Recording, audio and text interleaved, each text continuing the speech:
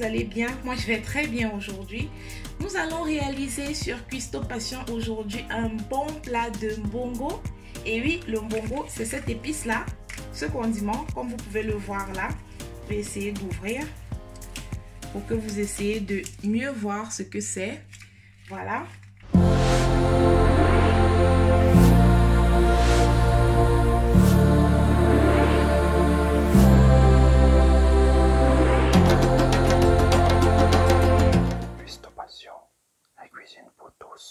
En principe, il vient comme ça, mais certains seront certainement étonnés parce que la plupart du temps, notamment de nos jours au marché, on vend déjà ces compositions comme celle-ci. Vous obtenez une poudre noire là.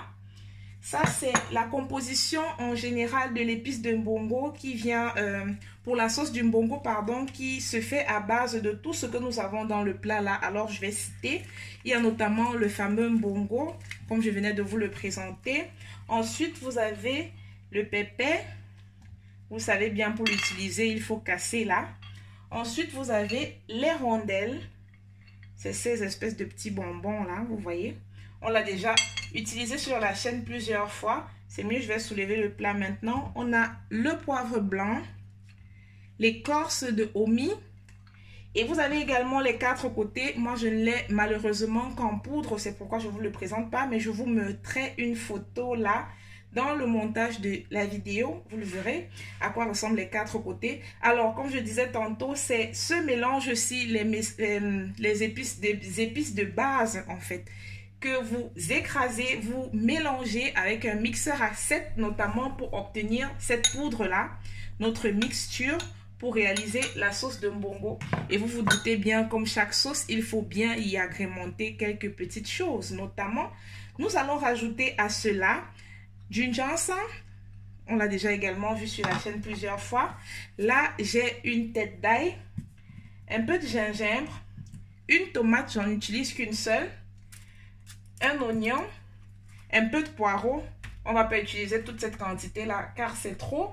Moi, j'aime bien les sauces épicées. Si vous n'êtes pas obligé, mais là, je vais rajouter également du piment. Vous aurez besoin également d'un peu d'huile de tournesol, du sel et notamment, la plupart des cas, en général, je vais dire traditionnellement parlant, le mbongo, il a ce nom qui va mbongo chobi parce que il est fait la plupart des cas avec du poisson. Le mâchoiron, comme la plupart l'auront certainement mangé ou dégusté avec, ou même connu sous cette forme-là. Et non, on ne peut pas simplement le déguster avec du poisson, mais aussi avec de la viande, comme des pâtes de porc, même de la viande de bœuf. Et pour moi, aujourd'hui, j'ai des petits os, c'est du porc fumé. Je ne sais pas si je vous l'ai déjà présenté sur la chaîne. Alors, je vais essayer de zoomer là pour que vous voyez bien.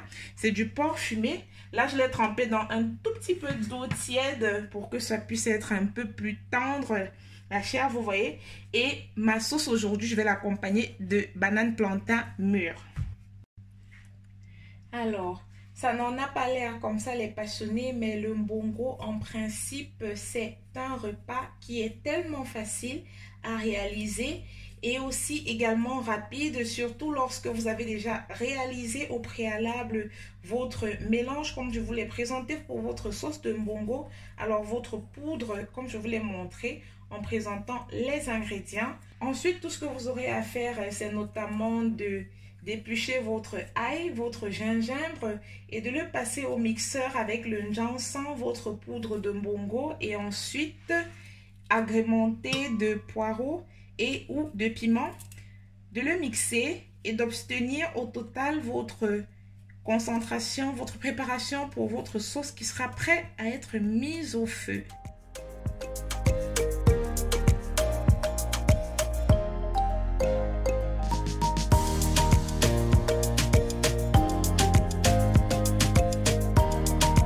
Voilà, nous avons terminé de mixer notre préparation. Moi, je la mixe en général tout simplement pour permettre que la préparation de notre sauce soit homogène car nous avons rajouté du ginseng, de la tomate, du poireau, de l'ail, du gingembre et tout ce que je vous ai présenté au début dans les ingrédients.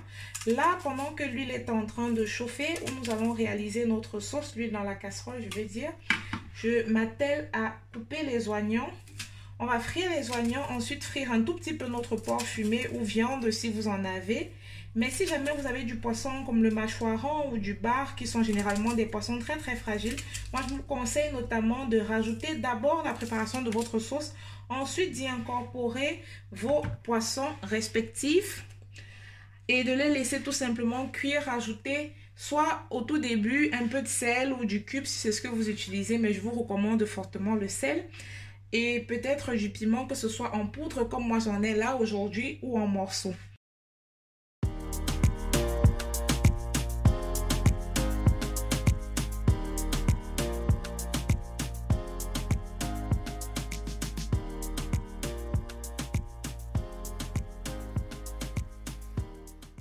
Notre sauce est au feu. Je pense vous avoir précisé que vous mettez à feu moyen. Pendant ce temps, on va directement attaquer la cuisson du complément, notamment des bananes plantains mûres pour le coup.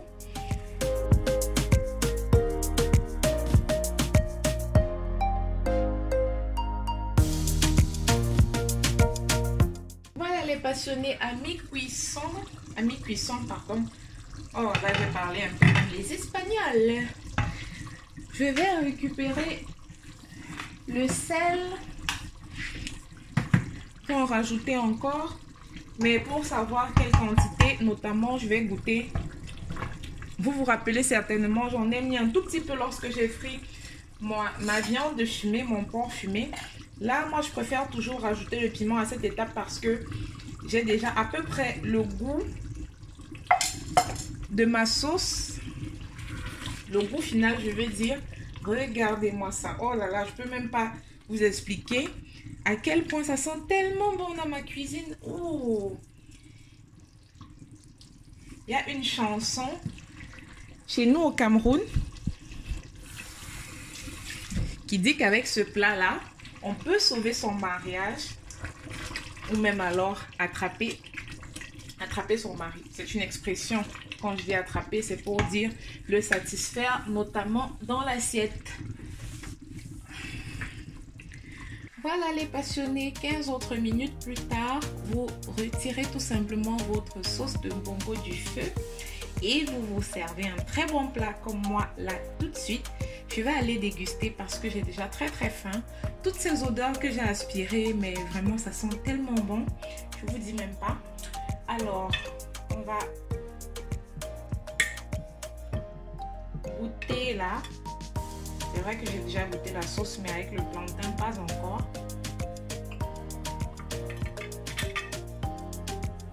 C'est juste parfait, c'est très bon, très bien assaisonné. Et vous l'avez remarqué certainement, j'y ai rajouté un tout petit peu de riz. Et oui, le mbongo peut également se manger avec du riz. C'est selon les préférences.